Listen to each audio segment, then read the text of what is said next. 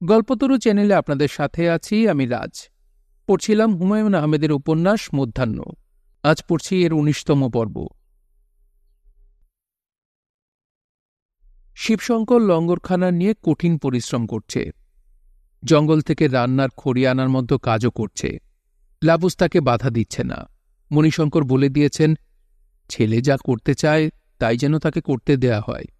আমার ছেলের কোনো একটা বড় সমস্যা হয়েছে, কাজে কর্মে ব্যস্ত থাকলে যদি সেই সমস্যাটা কাটে। বাড়ির সামনে খুঁটি পুঁতে রাখার বিষয়েও তিনি ছেলের সঙ্গে কথা বলেছেন। ছেলে উত্তর দিয়েছে, সেই উত্তরের কোনোই অর্থ হয় না। বাবা, খুঁটি কেন পুঁতে রাখো?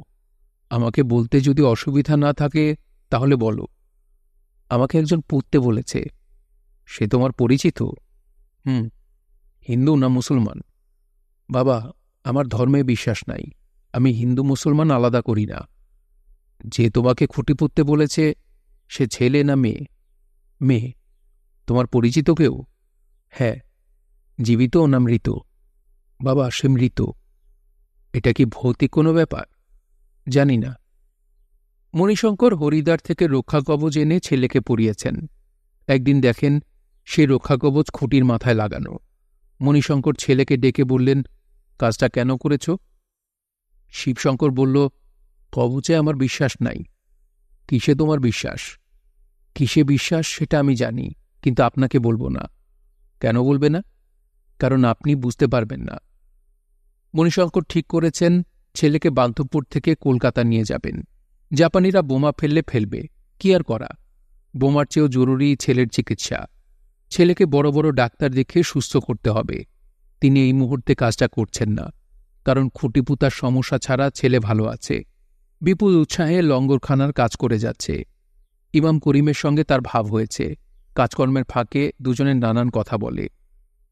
করিম তার মনের অতি গোপন পরিকল্পনার কথাও শিবশঙ্করকে বলেছে, তার পরামর্শ চেয়েছে। করিম ফিসফিস করে বলেছে, ৩ জন মানুষকে খুন করা ফরজ হয়ে গেছে। বুঝেছ? ফরজ হয়ে গেছে। শিবশঙ্কর বলল, ফরজ কি? করিম বলল, ফরজ হল অবশ্য কর্তব্য। ৩ জনের মধ্যে একজন হল ধনুশেক। বাকি 2 জনের নাম বলবেন না? না। দেখি তুমি অনুমান করে বার করতে পারো কিনা। তারা কি পুরুষ? একজন পুরুষ আর একজন মহিলা। তাদের বয়স কত? ইমাম বলল, থাক, বেশি চিন্তা করার দরকার নাই। আমি নাম বলতেছি, গোপন রাখবা। পুরুষের নাম লাপুস। লাপুস? আর মেয়েটার নাম আতর। আতর? সে তো খুব ভালো মেয়ে। ইমাম অবাক হয়ে বলল, আতরের কারণে আমার স্ত্রী থাকে নটি বাড়িতে, ভালো কিভাবে হয়? আতরকে কিভাবে খুন করবেন? সে তো বান্ধবপুরে থাকে না, বিয়ে হয়ে গেছে, শ্বশুরবাড়িতে থাকে। করিম বলল, শ্বশুরবাড়ির ঠিকানা বের করেছি, সেখানে যাব। মানুষ খুন করবেন, আপনার পাপ হবে না? হবে না। আমি পাগল তো, পাগলের পাপ নাই। আপনার কথাবার্তা তো পাগলের মতো না। করিম বলল, কথাবার্তা পাগলের মতো না, কিন্তু হাসি পাগলের মতো। এই দেখো, আমি হাসব, পাগলের হাসি। করিম শরীর দুলিয়ে বিকট শব্দে হাসতে লাগল। শিবশঙ্কর বলল, পাগলের কি ধর্ম আছে? করিম বলল, না, পাগলের ধর্ম নাই। তার কাছে আল্লাহ ভগবান সব এক। কিন্তু আপনি তো নামাজ পড়েন, 5 বেলাই পড়েন। তার অর্থ আপনি পুরোপুরি পাগল হন নাই, কিছু বাকি আছে। কথা খারাপ বলো নাই। এখন খুন করলে বিরাট পাপ হবে। তাও ঠিক। শিবশঙ্কর বলল, পুরোপুরি পাগল হওয়ার জন্যে অপেক্ষা করেন। করিম বলল, এছাড়া উপায় কি? শিবশঙ্কর বলল, আতরের ঠিকানাটা আমাকে দিবেন? তুমি ঠিকানা দিয়ে কি করবা? একটা চিঠি লিখব। আচ্ছা, ঠিকানা দিব, কোনো সমস্যা নাই। ঠিকানা তোমার কাছে থাকাই ভালো, আমি হারায় ফেলতে পারি। শিবশঙ্কর আতরকে চিঠি লিখেছে। চিঠি লিখেছে সংকেতে। তার ধারণা আতর সংকেত ধরতে পারবে।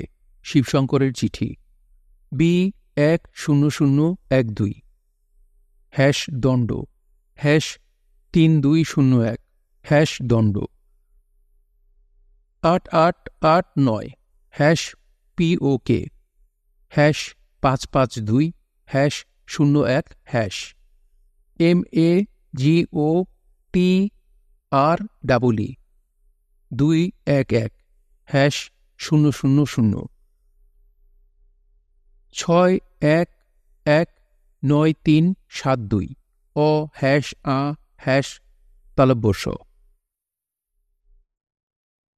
আতর তার শ্বশুরবাড়িতে সুখেই আছে। তাদের বাড়িটা টিনের, বেশ বড় বাড়ি। বাড়ির পেছনে পুকুর। এই পুকুর মেয়েদের, মেয়েরাই শুধু সেখানে স্নান করবে, ধোয়া পাকলার কাজ করবে। পুরুষদের সেখানে যাওয়া নিষেধ। পুকুরের পেছনে ঘন বাঁশঝাড়। বাড়ির সামনে বড় উঠান। উঠানে কয়েকটা আম গাছ। একটা আম গাছে দোলনা টানানো। এই দোলনা কবি শাহনেওয়াজের জন্যে। মাঝে মাঝে কবি সাহেব দোলনায় দোল খেতে খেতে কবিতা লিখতে পছন্দ করেন। এতে নাকি ছন্দের হিসাব রাখতে সুবিধা হয়। আতরের দিন শুরু হয় তার শ্বশুর আব্দুল গনির গজগজানি দিয়ে। তিনি পুত্রকে দীর্ঘক্ষণ গালাগালি না করে তার দিন শুরু করতে পারেন না। শাহনেওয়াজ বাবার গালাগালি কিছুই শোনে না, কারণ সূর্য ওঠার পরপরই সে ঘুমাতে যায়। তার ঘুম ভাঙে দুপুরে। ঘুম ভাঙার পরপর দুপুরের খাবার খেয়ে আবার ঘুম। এই ঘুমের নাম ভাত ঘুম। ভাত ঘুম ভাঙে বিকালে। শাহনেওয়াজ তখন গোসল সারে, দাঁত মাজে, ইস্ত্রি করা একটা পাঞ্জাবি গায়ে দিয়ে তার দিন শুরু করে। শাহনেওয়াজের বাবা আব্দুল গনি তার দিন শুরু করেছেন। পুত্রকে নিয়ে গজগজানি শুরু হয়েছে। বিদ্যান গাধা এখন ঘুমে, বিদ্যার খেতায় আগুন। এমন বিদ্যার প্রয়োজন নাই, মূর্খ ভালো।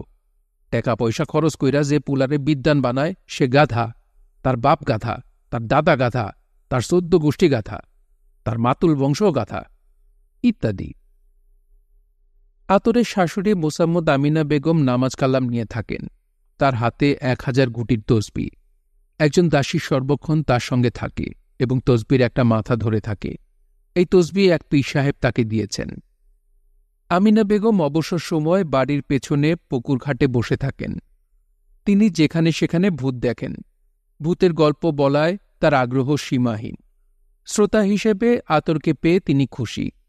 তিনি তার ছেলের বউকে ভূত বিষয়ক শিক্ষায় পুরোপুরি শিক্ষিত করার দায়িত্ব নিয়েছেন। এই দায়িত্ব তিনি আগ্রহ এবং আনন্দের সঙ্গে পালন করছেন। বৌমা শোনো, ভূত পেতনি আর জিন কিন্তু এক না। ভূত পেতনি এক কিসিম, জিন আরেক কিসিম। জিনরার দেশ আছে, রাজত্ব আছে, রাজা আছে। ভূত পেতনির এইসব কিছু নাই। বুঝলা ঘটনা? জি আম্মাজান, বুঝলাম। ভূত পেতনি আবার 2 কিসিমের। শুকনার ভূত, এরা গাছে থাকে, মানুষের বাড়ি ঘরে থাকে। আরেক কিসিম হইল পাইন্না ভূত, এরা থাকে পানিতে, খালে, বিলে, হাওরে। বুঝলা ঘটনা? জি আম্মা, বুঝলাম। এই বাড়িতে কি ভূত আছে? অবশ্যই আছে। ভূত ছাড়া কি বাড়ি হয়? 3-4টা আছে। এর মধ্যে একটা বড়ই বজ্জাত, নাম হাম্বর। ভূতদের নাম থাকে? অবশ্যই থাকে। আম্মা, হাম্বর ছেলে না মেয়ে? ছেলে। সন্ধ্যাবেলা বাঁশঝাড়ের কাছে হাম্বর বলে ডাক দিও, দেখবা ঘটনা। কি ঘটনা? বাতাস নাই, কিছু নাই, দেখবা সমানে বাঁশঝাড় দুলতেছে। মোসাম্মত আমিনা বেগম শুধু যে ভূতের গল্প করেন তা না, প্রতি অমাবস্যায় ভূতদের উদ্দেশ্যে ভোগ দেন। আস্ত গজার মাছ ভেজে বাঁশগাছের নিচে রেখে আসেন। গজার মাছ ভাজা ভূত প্রেতের অতি পছন্দের খাবার। জিনরা আবার মাছ খায় না, তাদের পছন্দ ছানার মিষ্টি। একদিন আতর বলল, আম্মা, গজার মাছ ভাজা দেওয়া ঠিক না। মাছ ভাজার লোভে অন্য ভূতরাও চলে আসবে, বাড়ি ভর্তি হয়ে যাবে ভূত পেতনিতে। আমিনা বেগম পুত্রবধূর অজ্ঞতায় খুব মজা পেলেন। তিনি বললেন, এক সীমানার ভূত অন্য সীমানায় যায় না। তাছাড়া হাম্বর আছে, হাম্বর কাউরে ধারে কাছে আসতে দিবে না। হাম্বরকে কোনোদিন দেখেছেন? বৌমা, এদের চোখে পরিষ্কার দেখা যায় না, তারপরেও কয়েকবার দেখেছি। খুবই খাটো, পায়ের পাতা অনেক বড়, মুখের কাটা ছোট, পুঁতি পুঁতি দাঁত, ইন্দুরের দাঁতের মতো। আমাকে একদিন দেখাবেন? আচ্ছা যাও, চেষ্টা নিব। দেখতে পাবা কিনা জানি না, সবাই দেখে না। আমিনা বেগম চেষ্টা নিয়েছেন। সন্ধ্যাবেলা আতরকে বাঁশঝাড়ের কাছে নিয়ে গেছেন। হাম্বরের সঙ্গে আতরের পরিচয় করিয়ে দিয়েছেন। উঁচু গলায় বলেছেন, অয় হাম্বর, বদের বাচ্চা কই রে? বৌমারে নিয়ে আসছি, ভালো কইরা দেখ। এর সাথে বজ্জাতি ফাইজলামি করবি না, ভয় দেখাবি না, নজর দিবি না। অন্য কোনো বদের বাচ্চা যেন নজর না দেয় সেইটাও দেখবি। তুই যে আমার কথা শুনছস তার প্রমাণ দে। বাঁশঝাড়ে ঝাঁকি দে বদের বাচ্চা। বাঁশঝাড় সত্যি সত্যি দুলে উঠল। আতর ভয়ে তার শাশুড়িকে জড়িয়ে ধরল। আমিনা বেগম বড়ই তৃপ্তি লাভ করলেন। কেউ ভূতের ভয়ে অস্থির হলে তিনি খুব আনন্দ পান। তার মনে হল ভালো বউ পেয়েছেন, মাশাল্লাহ। অল্প কিছুদিনেই আতর বুঝে ফেলেছে তার স্বামী একজন ব্যর্থ মানুষ। সে যে ব্যর্থ তা নিজে জানে না। ব্যর্থ মানুষরা ক্ষতিকর হয়, এই লোকটা তা না। সে বাস করে প্রবল ঘোরে। এই ঘোর কোনোদিন কাটবে তাও মনে হয় না। শাহনেওয়াজের বর্তমান কর্মকাণ্ড দুই ভাগে ভাগ করা: কাব্যচর্চা এবং মূর্খ স্ত্রীকে শিক্ষিত করা। আতরকে প্রতিদিন গল্প উপন্যাস পড়তে হচ্ছে। শুধু পড়াতেই শেষ না, মৌখিক পরীক্ষা দিতে হচ্ছে। যে উপন্যাস পড়ে শেষ করেছ তার নাম কি? নৌকাডুবি। কে লিখেছেন? রবীন্দ্রনাথ ঠাকুর। নায়কের নাম কি? রমেশ। নায়িকার নাম কি? সুশীলা। পার্শ্বচরিত্রের নাম কি? আতর বলল, পার্শ্বচরিত্র কি জিনিস? শাহনেওয়াজ বলল, যে নায়ক নায়িকা না, তবে তাদের আশেপাশের কেউ।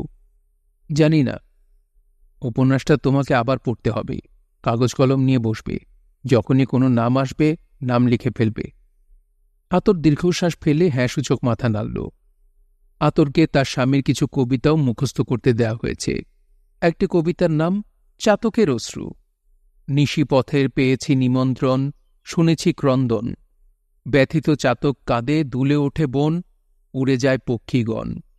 বহে বায়ু উত্তরী, শন শন শন। উচাটন হয়েছে তাহাদের মন, হইতেছে দুঃখের শোণিত ক্ষরণ। কবিতা মুখস্থ করা ছাড়াও আতরকে যে কাজটি করতে হচ্ছে তা হল সেজে গুজে কবির সামনে দীর্ঘ সময় বসে থাকা। কারণ কবি প্রচুর প্রেমের কবিতা লেখেন। সেই সময় প্রেরণাদাত্রী লাগে। বসে থাকার সময় হাসা যাবে না, নড়াচড়াও করা যাবে না। এতে কবির মনোসংযোগে সমস্যা হয়। আতর শিবশঙ্করের চিঠি পেয়েছে। চিঠির অর্থ, কে এই চিঠি পাঠিয়েছে, সে কিছুই বুঝতে পারেনি। সে চিঠি তার স্বামীকে দেখিয়েছে। তার বিদ্বান স্বামী চিঠির অর্থ সঙ্গে সঙ্গে ধরে ফেলেছে। গম্ভীর গলায় বলেছে, এটা তাবিজ। কেউ একজন চিঠির মাধ্যমে তোমাকে তাবিজ করেছে। তাবিজ কেন করেছে? তোমার আমার মধ্যে বিভেদ সৃষ্টি করতে চায়। তাবিজ পানিতে ডুবিয়ে দিলে তার গুণ নষ্ট হয়। আয়োজন করে সেই তাবিজ পানিতে ডুবানো হল। শাহনেওয়াজ ঘোষণা করল, যেহেতু কেউ একজন তার স্ত্রীকে তাবিজ করার চেষ্টা করছে, কাজেই সে স্ত্রীকে ফেলে কলকাতা যাবে না এবং এবছর এমএ পরীক্ষা দেবে না। আব্দুল গনি বলেছেন, ঠিক আছে, দিস না। আগেও 2 বার ফেল করছস, এইবারও করবি। লাভ কি? পাশ করলেও বিপদ, আরও বড় গাধা হবি। শাহনেওয়াজ বলল, বড় গাধা কেন হব? আব্দুল গনি হতাশ গলায় বললেন, ভুল বলেছি, বড় গাধা হবি না। তুই বড় গাধা হইয়াই জন্ম নিছস। বাবার অপমানসূচক কথায় কবি সাহেবের কোনো ভাবান্তর হল না। হালকা ধরনের কথাবার্তা শুনলে তার হবে না। সে জগতের মহৎ বিষয় অনুসন্ধানে ব্যস্ত। তাছাড়া গতকাল রাত 3:21 তার মাথায় কবিতার একটা লাইন এসেছে। লাইনটা জেঁকে বসেছে। পিন আটকে যাওয়া রেকর্ডের মতো বেজে যাচ্ছে। লাইনটার ব্যবস্থা নেওয়া দরকার। লাইনটা হচ্ছে, সরোবরে নীলকমলিনী কাঁদে। নীলকমল কাঁদছে ঠিক ছিল, কিন্তু কমলের স্ত্রীলিঙ্গ কমলিনী কেন মাথায় এসেছে তা কবি বুঝতে পারছে না। রাত অনেক হয়েছে। কিছুক্ষণ আগে বৃষ্টি হয়ে আকাশ পরিষ্কার। অসংখ্য তারা উঠেছে। পুকুরঘাটে বসে লাবুস তাকিয়ে আছে আকাশের দিকে। তার চোখে মুগ্ধ বিস্ময়।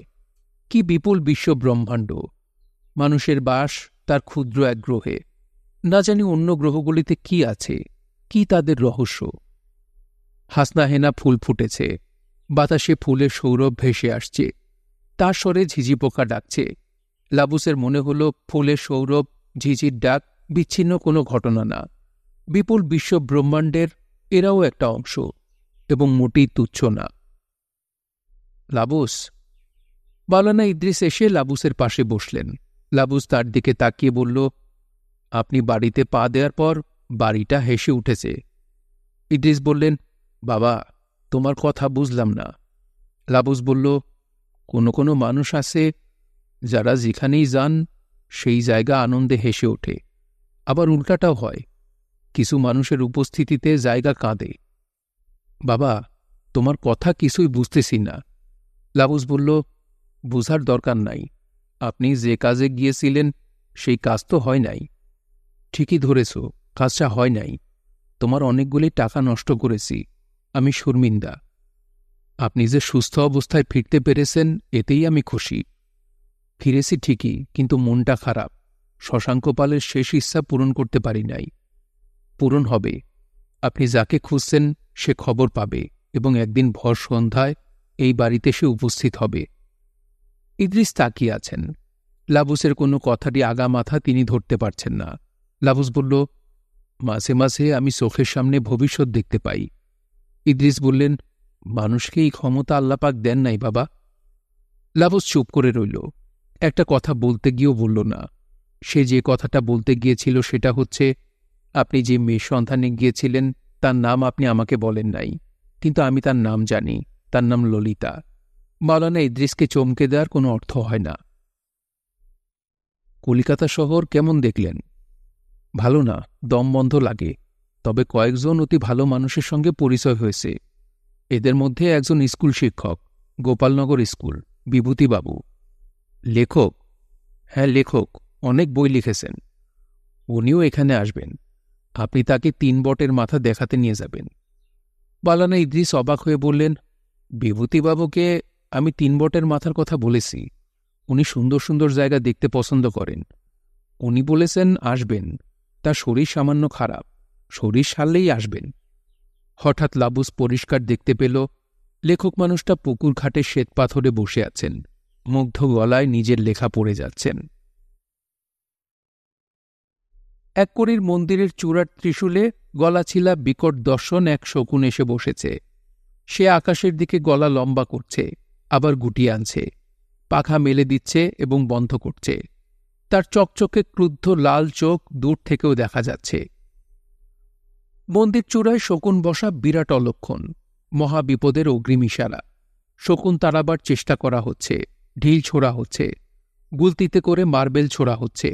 শকুন নির্বিকার। এসব কর্মকাণ্ড সে মোটেই গুরুত্বের সঙ্গে বিবেচনা করছে না। কিছুক্ষণ খোল করতাল বাজানো হল। শব্দে অতিষ্ঠ হয়ে সে উড়ে গেল ঠিকই, আবার এসে বসল। এই দফায় দেখা গেল তার ঠোঁটে মাংস। কিসের মাংস কে জানে। মরা গরুর মাংস হলে সর্বনাশ। মন্দির অশুদ্ধ হয়ে যাবে। মন্দির শুদ্ধি বিরাট আয়োজনের ব্যাপার। এক কড়ির উপদেশে বাঁশের আগায় খড় বেঁধে সেই খড়ে আগুন লাগিয়ে চেষ্টা শুরু হয়েছে। পশু পাখি আগুন ভয় পায়। এই শকুনটা যত হারামি হোক, আগুন দেখে অবশ্যই পালাবে। এক কড়ি বলল, 8 ঘণ্টা সময়, এর মধ্যে শকুন দূর করবা। প্রয়োজনে একজনকেও মন্দিরের মাথায় উঠো। এতগুলি মানুষ একটা শকুন দূর করতে পারো না, এটা কেমন কথা? এক কড়ি তার আড়তে কিছুক্ষণ ঝিম মেরে বসে থাকল। মন অস্থির লাগছে। শকুন দূর না হওয়া পর্যন্ত অস্থিরতা কাটবে না। তার ব্যক্তিগত মন্দিরে শকুন বসেছে। বিপদ যা হবার তার হবে। বিপদের কিছু সম্ভাবনা তিনি দেখতে পাচ্ছেন। চালের দাম কমতে শুরু করেছে। কিছুদিনের মধ্যে বড় ফসল উঠবে। এইবার ফসল ভালো হয়েছে। ইংরেজ সরকার ঘোষণা দিয়েছে যুদ্ধ শেষ হবার পরপরই ভারতকে স্বাধীন করে দেওয়া হবে। এটা আরেক যন্ত্রণা। ইংরেজ রাজার জাত। তারা যেভাবে রাজত্ব করেছে সেভাবে কি পারবে? হিন্দু মুসলমান কাটাকাটি করেই তো মরে যাবে। এক করেই শকুনের খবর নিল। শকুন এখনো যায় নাই। ঠিক হয়েছে একজন মন্দিরের চূড়ায় অলঙ্গা দিয়ে চেষ্টা করবে। অলঙ্গা সুপারি কাঠের বর্ষা। বর্ষাধারী স্নান করে শুদ্ধ হয়ে নিচ্ছে। এক করে উঠে দাঁড়ালেন। ধনুশেখের সঙ্গে ব্যবসা বিষয়ে পরামর্শ করবেন। গুদামে রাখা চাল পার করতে ধনুশেখের সাহায্য লাগবে। একজন ব্যবসায়ী আরেকজনকে সাহায্য করে, এটাই নিয়ম। সেখানে হিন্দু মুসলমান থাকে না। এক করি ছোট্ট ভুল করে ফেলেছেন। সব চাল আগেই বিক্রি করে দেওয়া উচিত ছিল, তবে সময় এখনো আছে।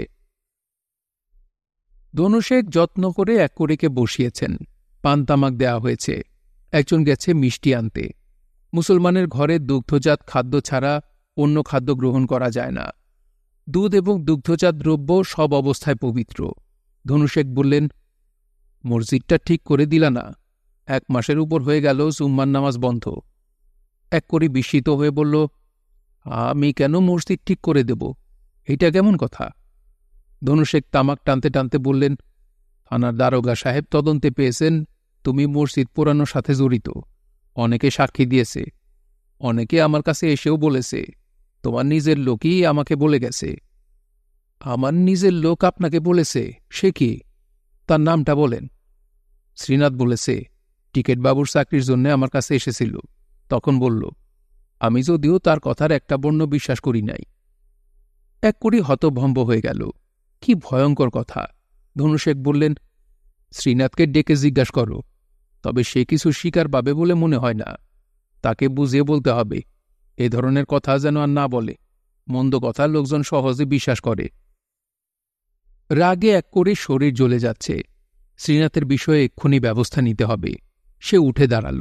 ধনুশেখ বললেন, বসো, মিষ্টি আনতে গেছে। দুষ্ট লোকের কথা এত অস্থির হলে চলে না। এক করে বসল।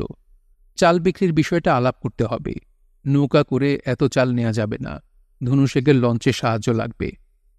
এক করে বলল, আপনার কাছে একটা বিষয়ে সাহায্যের জন্য এসেছি। সামান্য কিছু চাল কিনে রেখেছিলাম, বড় ফসল উঠার আগে বিক্রি করে দিব। আপনার লঞ্চে করে চাল নিয়ে যাব কলিকাতা। কোনো সমস্যা আছে? ধনুশেখ বললেন, কোনো সমস্যা নাই, তবে লোকজনের চোখের সামনে চালের বস্তা লঞ্চে তোলা ঠিক হবে না। নিশিরাতে তুলতে হবে। অবশ্যই। ধনুশেখ বললেন, চাল পৌঁছে যায় নাই তো? এক করে বিস্মিত হয়ে বলল, চাল পৌঁছবে কি জন্যে? লুকায় রাখা চাল, আলো বাতাস পায় নাই। অনেকের এরকম হয়েছে। শিউরাম নামের এক মারোয়ারি ব্যবসায়ীর 1000 বস্তা চাল পৌঁছে গোবর হয়ে গেছে। সে এখন ন্যাংটা হয়ে পথে পথে ঘুরতেছে। আপনারে বলেছে কে? কাগজে পড়লাম, ঢাকা প্রকাশ্যে ছাপা হয়েছে। আমার চাল ঠিক আছে। তুমি সাবধানী মানুষ, তোমার সমস্যা হবার কথা না। যাই হোক, চাল কখন পাচার করতে চাও বলো, আমার লঞ্চ তৈয়ার থাকবে। পাচার বলতেছেন কেন? আমি সৎভাবে চাল নিয়ে যাব, বিক্রি করব। আমার মধ্যে 2 নম্বরই নাই। ঠিক আছে, ঠিক আছে, কথার কথা বলেছি। এক করে বাড়ি ফিরেই গুদামের চাল পরীক্ষা করল। তাকে মাথায় হাত দিয়ে বসে পড়তে হল। 2টা গুদামের চাল টিনের। টিনের ফুটা দিয়ে বৃষ্টির পানি ঢুকেছে। চাল পচে গেজে উঠেছে। তালাবন্ধ গুদাম কেউ খুলে নাই।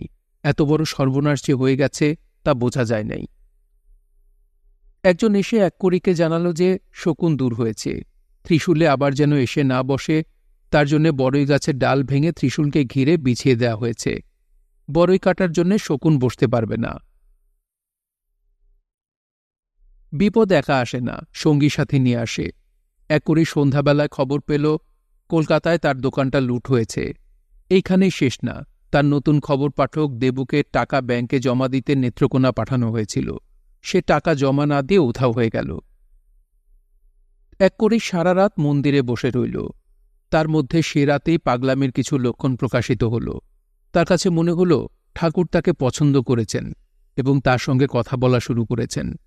ঠাকুরের সঙ্গে তার নিম্নরূপ কথাবার্তা হল। ঠাকুর, কিরে, মন বেশি খারাপ? এক কুড়ি, আমি ধনে প্রাণে গেছি ঠাকুর। ঠাকুর, ধনে গেছিস ঠিক আছে, প্রাণ তো আছে। এক কুড়ি, ধন বিনা প্রাণ দিয়ে কি করব ঠাকুর?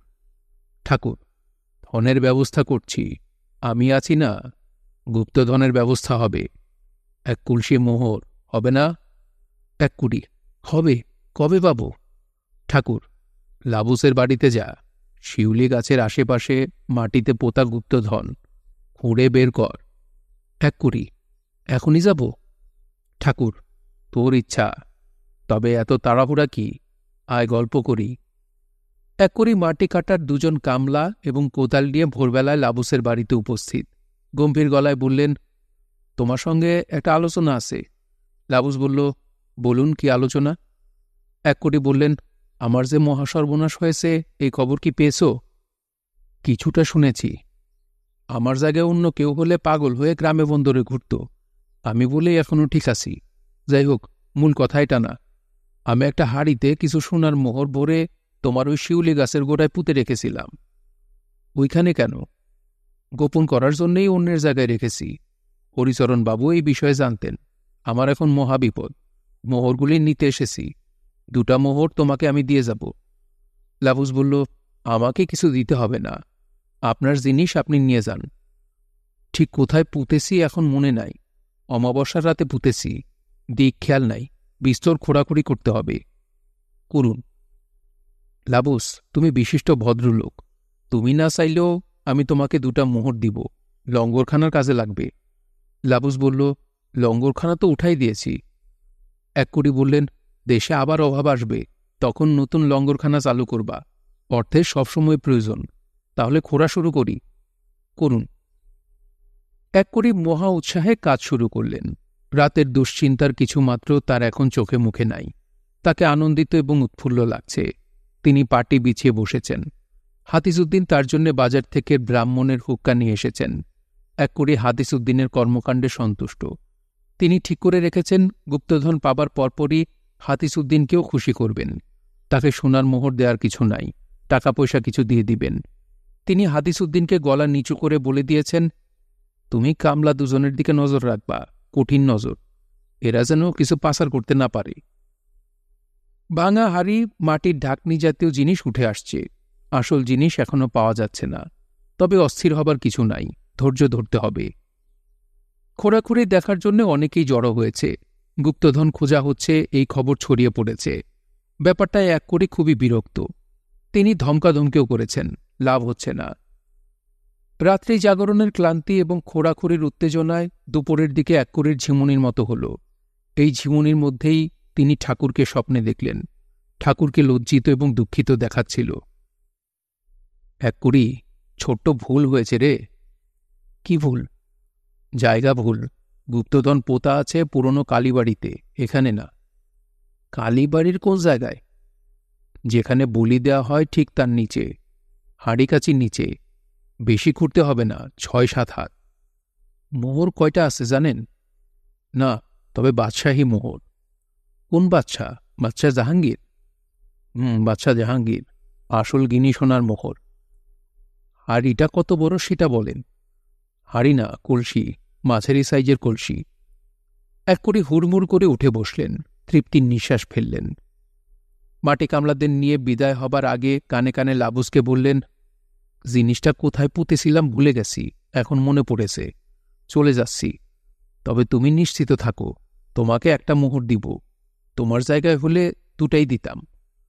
লাবুস বলল, আমার মনে হচ্ছে আপনার শরীরটা খারাপ। আপনি গোসল করে খাওয়া দাওয়া করুন, বিশ্রাম করুন। জিনিসটা বাড়িতে নিয়ে তারপর স্নান করে খাওয়া দাওয়া করব। সম্রাট জাহাঙ্গীরের সময়কার মোহর। এখন দর হবে ৩০০ টাকার উপর, হবে না? জানি না, হতে পারে। আজ আমি যাই। আমি কাজ শেষ করে কামলা দুটাকে পাঠাই দিব। এরা গর্ত বন্ধ করে দিয়ে যাবে। এক করি হন্তদন্ত হয়ে চলে গেলেন। নষ্ট করার মতো সময় তার হাতে নাই। কালীবাড়ির হাড়ি কাঠের নিচটা খুঁড়ে ৭-৮ ফুট গর্ত করা হয়েছে। ভাঙা ইট এবং ভাঙা কলসি ছাড়া কিছু পাওয়া যায়নি। সন্ধ্যাবেলা প্রবল জ্বর নিয়ে এক করে ফিরলেন। তার দৃষ্টি এলোমেলো, চোখ রক্তবর্ণ, হাঁপানির টান উঠেছে।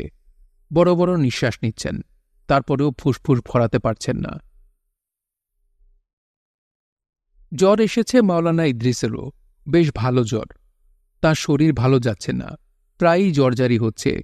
শরীর ভেঙে পড়েছে বলে তিনি অল্পতেই কাহিল হয়ে পড়েছেন। এই কাহিল অবস্থাতেও তাকে ছবি আঁকতে বসতে হয়েছে। মীরা মানছে না। কাকের ছবি হলে কোনো সমস্যা ছিল না, দুটা টান দিয়েই তিনি কাক আঁকতে পারেন। মীরা বলছে কাক আঁকলে হবে না, মীরাকে আঁকতে হবে। মানুষের ছবি আঁকা গুনার কাজ, আল্লাহ পাক অপছন্দ করবেন। বাম কাঁধে বসে থাকা ফেরেশতা বদি লিখবে। কিন্তু তিনি মীরাকে মানাতে পারছেন না। সে খাওয়া দাওয়া বন্ধ করে বসে আছে। মীরা শান্ত ভঙ্গিতে কোলে হাত রেখে বসে আছে।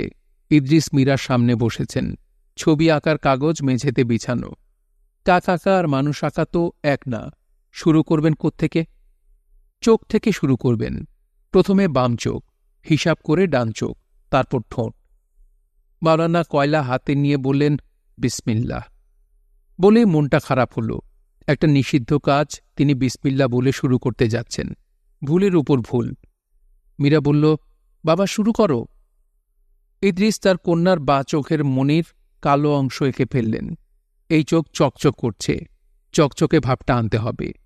চোখের মনির কালো, এখান থেকে একরকম লাগছে না, কোথাও বেশি কোথাও কম। চোখের মনি ঠিক করতে করতেই ডান চোখের মনির জায়গাটা একটা বিন্দু এঁকে ঠিক করলেন। তারপর ঠোঁটের জায়গাটা ঠিক করা হল। এখন তার মূল কাজ হচ্ছে একটা চোখ আঁকতে আঁকতে মুখের অবয়বের জায়গাগুলি ঠিক করা। মাওলানা আশ্চর্য এক ঘোরের মধ্যে চলে গেছেন। তার সামনে এখন মীরা ছাড়া কিচ্ছু নেই। মীরা কয়েকবার ডাকল, বাবা, বাবা। মাওলানা জবাব দিলেন না। ঠোঁট আঁকা হয়েছে, ঠোঁট হয়েছে হাসি হাসি। এটা তো ঠিক না। মীরার ঠোঁটে কান্না ভাব প্রবল। হাসিকে কান্নায় নিয়ে আসতে হলে কি করতে হয় তা তিনি জানেন না। কিন্তু তিনি যে জানেন না এটাও ঠিক না। তার মাথার ভেতর কেউ একজন বসে আছে, সে জানে, সে অবশ্যই জানে। আঁকা শেষ করে মওলানা ছবিটির দিকে তাকিয়ে কিছুক্ষণ কাঁদলেন। আহারে, কি সুন্দর হয়েছে ছবিটা! একটা অবাক শিশু অভিমানে ঠোঁট বাঁকিয়ে বসে আছে। তার চোখে পানি নেই, কিন্তু চোখ দেখে মনে হচ্ছে সে এক্ষুনি কাঁদবে। মীরা বলল, বাবা, কাঁদছ কেন? ছবিটা তো সুন্দর। এই জন্যেই কাঁদছি রে মা। মাওলানা অজু করে নামাজ পড়তে বসলেন। তওবা আস্তাগফিরুল্লাহ বলে আল্লাহ পাকের কাছে অন্যায় এই কাজের জন্যে ক্ষমা প্রার্থনা করতে হবে।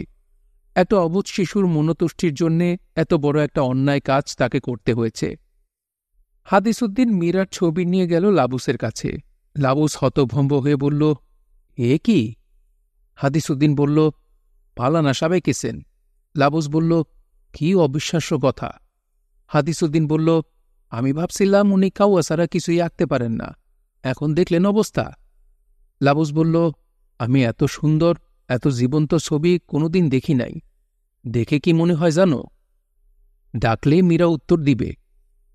লাবুস সত্যি সত্যি ছবির দিকে তাকিয়ে ডাকল, মীরা, মীরা, এই পুষ্পরানী।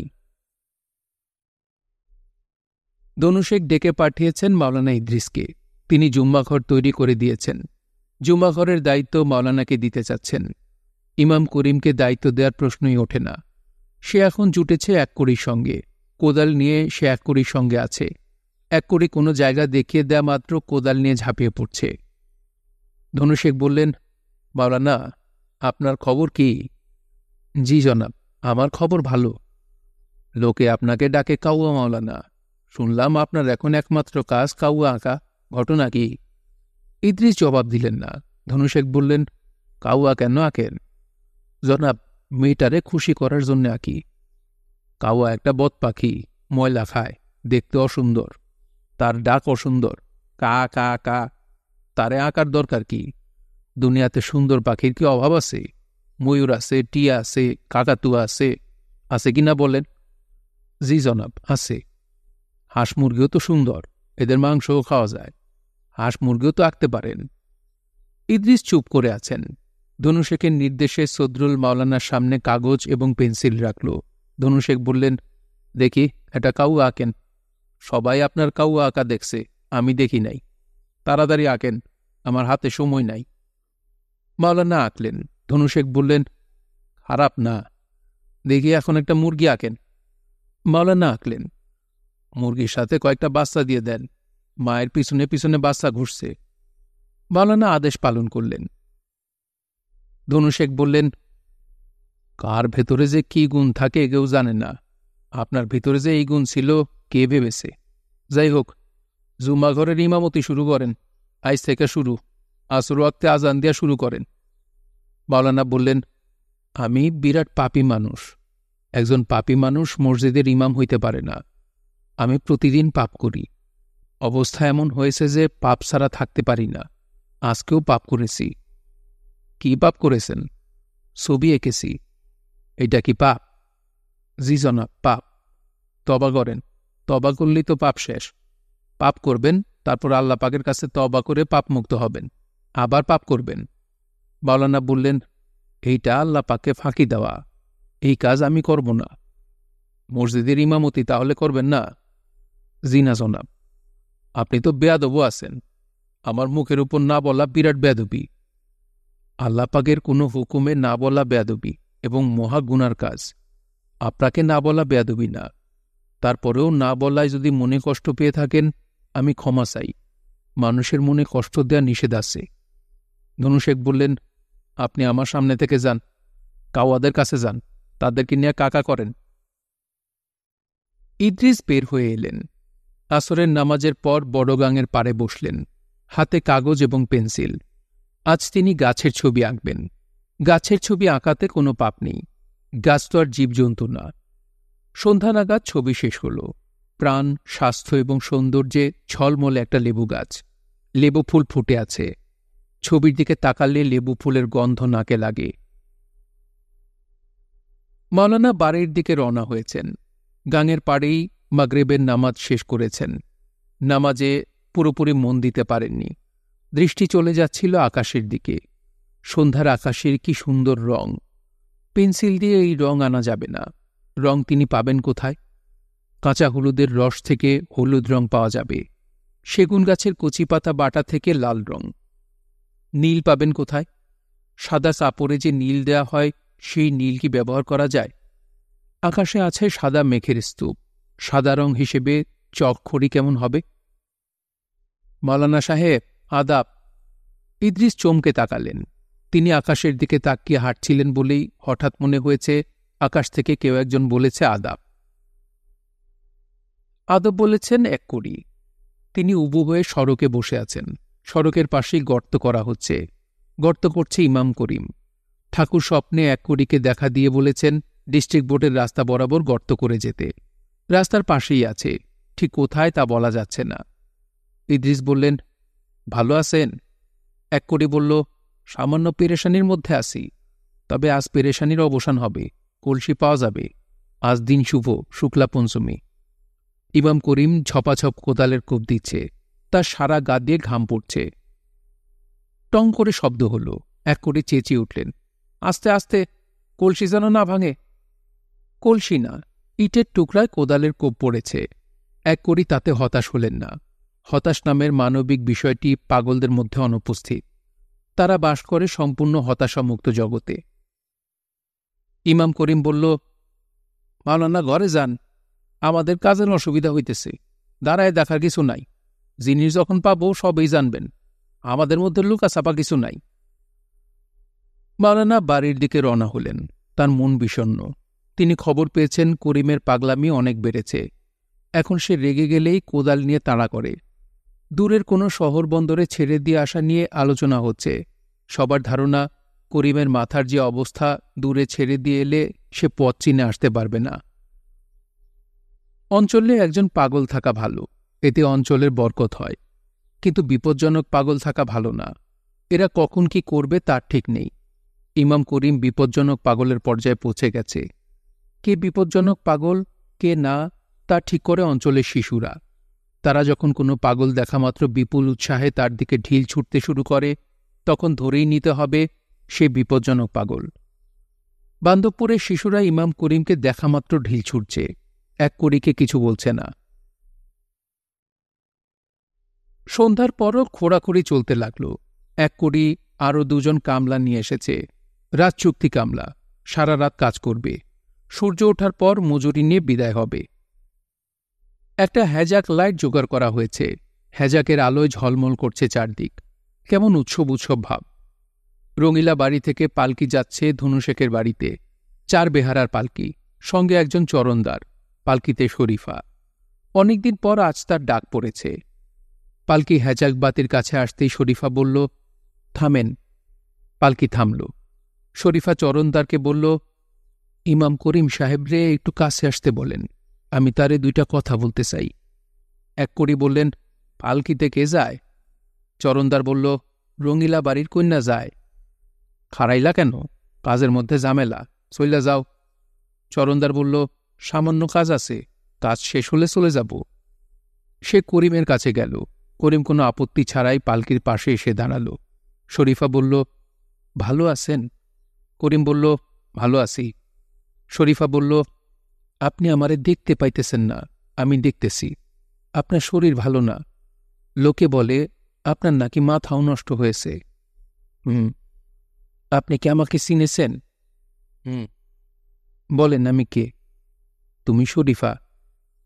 এখন আমি শরীফা না, আমি রঙিলা বাড়ির নটি। আমার নাম ফুলকুমারী। নাম সুন্দর না? 1 কোটি ধমক দিল, কাজ কাম ফালায় কি শুরু করলা?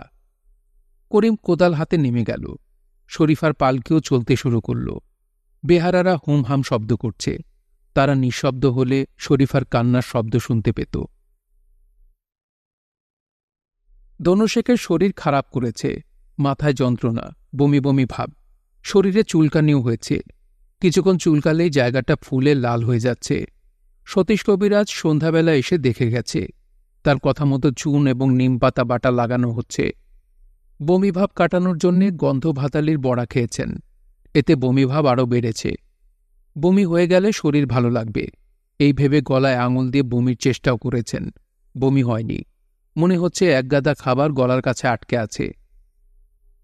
শরীরের এই অবস্থায় কোনো কিছুই ভালো লাগে না। শরীফাকে তিনি বললেন, যাও, চলে যাও, ভাগো। শরীফা বলল, কোথায় যাব? যেখান থেকে আসছো সেখানে যাবে, আমার শরীর ভালো না। শরীরে কি হয়েছে? চুলকানি হয়েছে। শরীফা আগ্রহ নিয়ে বলল, দেখি। ধনুশেখ বললেন, কি দেখবা? তুমি কি ডাক্তার কবিরাজ? শরীফা বলল, আপনার কুষ্ঠরোগ হয়েছে কি না এটা দেখব। আপনার কুষ্ঠরোগ হওয়ার কথা। ধনুশেখ থমথমে গলায় বললেন, কি বললা? শরীফা স্বাভাবিক গলায় বলল, আমি অন্তর থেকে অনেকবার বলেছি আপনার যেন কুষ্ঠ হয়, অন্তর থেকে যে যা চায় তাই হয়। ধনুশেখ বললেন, তুমি তো অন্তর থেকে তোমার স্বামীর কাছে ফিরে যেতে চেয়েছিলে, যেতে পেরেছ? শরীফা বলল, অন্তর থেকে তখন চাই নাই, এখন চাই। তোমার ধারণা ইমাম করিম তোমার মতো এক নটিকে বিবাহ করে সংসার শুরু করবে? ধনুশেখ বললেন, সেই ইচ্ছা করলেও তো পারবে না, আমি তোমারে এখনো তালাক দিই নাই। শরীফা বলল, আমি এখনো আপনার স্ত্রী? অবশ্যই। তাহলে আমি আর রঙিলা বাড়িতে যাব না, এইখানেই থাকব। আপনার লোকজনদের বললেন গরম পানি করতে, আমি স্নান করব। ধনুশেখ বললেন, তুমি এক্ষণ বিদায় হবা। শরীফা বলল, অবশ্যই না, আমি আপনার স্ত্রী। বলতে বলতে শরীফা শব্দ করে হাসল। ধনুশেখ বললেন, হাসো কেন? শরীফা বলল, আমি আপনার স্ত্রী, থাকি রঙিলা বাড়িতে। একদিন মনে করেন আপনার মেজামায় আমোদ ফুর্তি করতে রঙিলা বাড়িতে উপস্থিত, তার আবার মনে ধরল আমারে, হি হি হি। ধনুশেখ বললেন, চুপ কর মাগি। শরীফা বলল, ভালো বুদ্ধি দিয়ে শুনেন, আমারে তালাক দিয়া নিজের ইজ্জত রক্ষা করেন। ধনুশেখ বললেন, তালাক তালাক তালাক, এখন তুই বিদায় হ। শরীফা বলল, আজ আর যাব না, তোরে লাথ্থায়া বিদায় করব। শরীফা বলল, এইটা পারবেন না, একটা মুটে ঠ্যাং, এক ঠ্যাঙে লাথ্থালাত্থি করা যায় না। আচ্ছা শুনেন, আপনার পায়ের পাতা কি চুলকায়? কুষ্ঠরোগের আরেক লক্ষণ পায়ের পাতা চুলকানি। রাত অনেক হয়েছে, তারপরেও ঘুম থেকে তুলে সতীশ কবিরাজকে আনা হয়েছে ধনুশেখের কাছে। ধনুশেখ বললেন, ঠিকমতো বলো, আমার কি কুষ্ঠ হয়েছে? সতীশ কবিরাজ বললেন, কুষ্ঠ কেন হবে? ধনুশেখ বললেন, কেন হবে কেন হবে না এই বিবেচনা পরে, আগে দেখো হয়েছে কিনা। না। ধনুশেখ বিরক্ত গলায় বললেন, না দেখাই বললাম না, আগে দেখো। সতীশ কবিরাজ বললেন, কুষ্ঠ যে জায়গা হবে সে জায়গা অসার হয়ে যাবে, সুচ ফুটালে ব্যথা লাগবে না। সুচ ফুটাই দেখো। তার প্রয়োজন নাই। ধনুশেখ বিরক্ত মুখে বললেন, প্রয়োজন আছে কি নাই সেই বাহাস পরে করবা, আগে সুচ ফুটাও। সতীশ কবিরাজ সুচ ফুটালেন। ধনুশেখ ব্যথায় বিকট চিৎকার দিলেন। সতীশ কবিরাজ বললেন, নিশ্চিন্ত মনে ঘুমান, আপনার যকৃত দুষ্ট হয়েছে, যকৃত দুষ্ট হলে চুলকানি হয়। সকালে ওষুধ দিব, অনুপান দিয়ে দিব, নিয়মিত খাবেন। ওষুধ যে কদিন খাবেন সেই কদিন মদ্যপান করবেন না। আজ তো খেতে পারব, ওষুধ তো শুরু হয় নাই। সতীশ কবিরাজ বললেন, নিয়ম রক্ষার জন্যে সামান্য চলতে পারে, তবে না খাওয়াই উত্তম। ধনুশেখ বললেন, উত্তমের আমি গোষ্ঠী কিলাই। প্রচুর মদ্যপান করে তিনি ঘুমোতে গেলেন। বিকট স্বপ্ন দেখে তার ঘুম ভাঙল। স্বপ্নে তিনি একজন কুষ্ঠরোগী, ভিক্ষা করছেন কলকাতা রেল স্টেশনে। তার শরীরের মাংস গলে গলে পড়ছে, মাছি চারদিকে ভনভন করছে। তার গা থেকে খসে পড়া মাংস একটা মোটা তাজা কুকুর খপ খপ করে খাচ্ছে। কুকুরটা এবার সরাসরি গা থেকে মাংস ছিঁড়ে নিতে এগিয়ে এলো। ভয়ঙ্কর দাঁত নিয়ে সে এগিয়ে আসছে, দাঁতের ফাঁক দিয়ে লালা গড়িয়ে পড়ছে। বাঁচাও বাঁচাও বলে তিনি চিৎকার করছেন। সবাই তার চিৎকার শুনছে, কিন্তু কেউ এগিয়ে আসছে না, বরং তারা মজা পাচ্ছে। ধনুশেখের চিৎকার শুনে শরীফা ঘরে ঢুকল। সে রঙিলা বাড়িতে ফিরে যায়নি, পাশের কামরায় পাটি পেতে শুয়েছিল। শরীফা বলল, আপনার কি হয়েছে, বোবায় ধরেছে? ধনুশেখ বললেন, বোবায় ধরে নাই, কুত্তায় ধরেছে। শরীফা বলল, মেয়েরে খবর দিয়ে নিয়ে আসেন, যে অসুখ আপনি বাধাইছেন আপনার ভালো সেবা দরকার। চুপ। সতীশ কবিরাজ দেখে গেছে, সে বলেছে কিছু হয় নাই। কলিকাতা শহরে যান, বড় ডাক্তার দেখান। সুপ বললাম, সুপ, আমি পাশের ঘরেই আছি, আবার যদি কুত্তায় ধরে ডাক দিয়েন। ধনুশেখ ঘুমোতে গেলেন না। ভোর হওয়া পর্যন্ত জেগে বসে রইলেন। নিজে আরও একবার সূচের পরীক্ষাটা করলেন। সূচ ফোটালেন এবং প্রচণ্ড ব্যথায় চিৎকার করে উঠলেন। না, অবশ্যই তার কুষ্ঠরোগ হয়নি। তারপরেও কলকাতার বড় ডাক্তারকে দেখাতে তো অসুবিধা নাই। তিনি সিদ্ধান্ত নিলেন 2-1 দিনের মধ্যে কলকাতা যাবেন। প্রয়োজনে ডাক্তার বিধানচন্দ্রের কাছে যাবেন। ডাক্তারের নাম কার্তিক বসু, ক্যাম্বেল হাসপাতালের চর্মরোগের অধ্যাপক। তিনি ধনুশেখকে যত্ন করে দেখলেন। গম্ভীর গলায় বললেন, অ্যালার্জি ঘটিত ব্যাধি। ধনুশেখ বললেন, কুষ্ঠ না তো? আমার তো মনে হচ্ছে কুষ্ঠ। কার্তিক বসু বললেন, আপনার মনে হলে তো হবে না, আমার মনে হতে হবে। সূচ ফোটানো পরীক্ষা করবেন না? সূচ ফোটানো কি পরীক্ষা? সূচ ফোটালে ব্যথা পাই কিনা? আপনি আগে যে ডাক্তারকে দেখিয়েছেন তার কাছেই যান, আমার যা বলার বলে দিয়েছি। ধনুশেখ বললেন, অ্যালার্জি হয়েছে বলেছেন, ঠিক আছে মানলাম, অ্যালার্জির চিকিৎসা করুন। অ্যালার্জির কোনো চিকিৎসা নেই। তার মানে কি? এটা কি বললেন? পৃথিবীর অনেক ব্যাধি আছে যার চিকিৎসা নেই, অবাক হবার কিছু নেই। ধনুশেখ বললেন, আমি আপনার সব কথাই মানলাম, বুঝলাম যে আমার কুষ্ঠ হয় নাই। তারপরেও আমি যদি কুষ্ঠরোগের ওষুধ খাই তাতে অসুবিধা আছে? আমাকে কুষ্ঠরোগের ওষুধ দিন। কার্তিক বসু উঠে পড়লেন, এই রোগীর পেছনে সময় নষ্ট করার অর্থ হয় না। ধনুশেখের চুলকানি অসুখ খুবই বাড়ল। বরফ ঘষলে কম থাকে, বরফ ঘষা বন্ধ করলেই অসহ্য চুলকানি। তিনি একজন লোক রেখেছিলেন যার একমাত্র কাজ চিরুনি দিয়ে তার গায়ে আছড়ানো, মাঝে মাঝে বরফ ঘষা। তার রাতের ঘুম একেবারেই কমে গেল। চোখে ঘুম আসা মাত্রই বিকট দুঃস্বপ্ন। এর মধ্যে একটা দুঃস্বপ্ন ভয়ঙ্কর, যেন তার একটা পায়ে দড়ি বেঁধে লঞ্চঘাটের কাছে লম্বা বকুল গাছের ডালে ঝুলিয়ে রাখা হয়েছে। তার গা থেকে মাংস গলে গলে পড়ছে, বিকট দুর্গন্ধ। লঞ্চ থেকে যাত্রীরা মুখে রুমাল চাপা দিয়ে নামছে এবং সবাই তার গায়ে থুতু দিচ্ছে।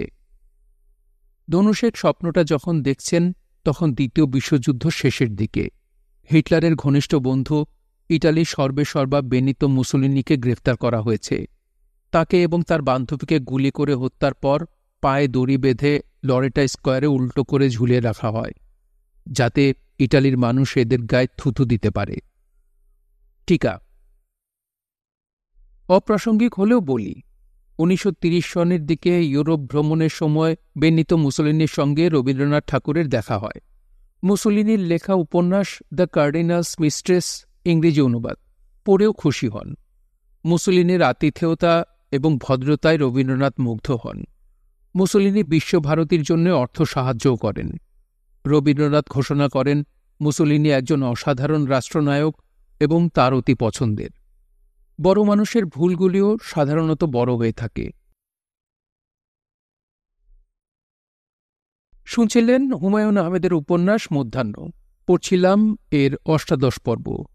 উপন্যাসটি আপনাদের কাছে কেমন লাগছে তা অবশ্যই কমেন্ট করে আমাদেরকে জানাতে পারেন। ভালো লাগলে একটি লাইক করবেন, চাইলে শেয়ার করে অন্যকে শোনার সুযোগ করে দিতে পারেন। সবাই ভালো থাকবেন, সুস্থ থাকবেন এবং গল্পতরুর সঙ্গেই থাকবেন। ধন্যবাদ।